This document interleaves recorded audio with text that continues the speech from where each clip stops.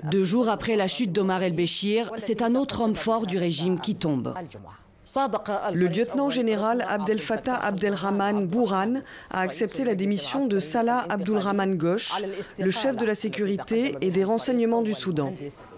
Salah Ghosh, le puissant chef du NISS, un personnage bien connu des Soudanais qui le surnomme le boucher. Mais Salah Ghosh est bien plus qu'un tortionnaire. Raffiné, cultivé, sophistiqué. C'est un homme de l'ombre, dans les coulisses du pouvoir, depuis plus de 30 ans.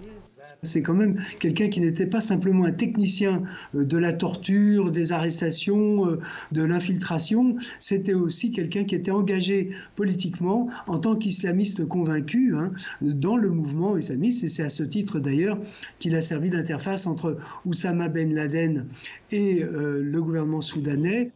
Aux côtés d'Omar el-Béchir, il travaille avec la CIA, notamment après les attentats du 11 septembre, alors même qu'il joue un rôle clé dans la répression sanglante au Darfour. Conseiller du président pendant un temps, il reprend la tête des services en 2018 pour superviser la répression des manifestations du pain. Pendant 4 mois, ces hommes sèment la terreur à travers le pays. Militants, étudiants, journalistes sont méthodiquement ciblés. Les hommes du NISS, en tenue civile, parfois cagoulés, vont jusqu'à faire du porte-à-porte pour arrêter les contestataires. D'où la décision du conseil militaire de le limoger. Volonté ferme de l'écarter ou geste symbolique pour le protéger de la vindicte populaire. Salah Ghosh semble en tous les cas bien trop puissant pour être inquiété.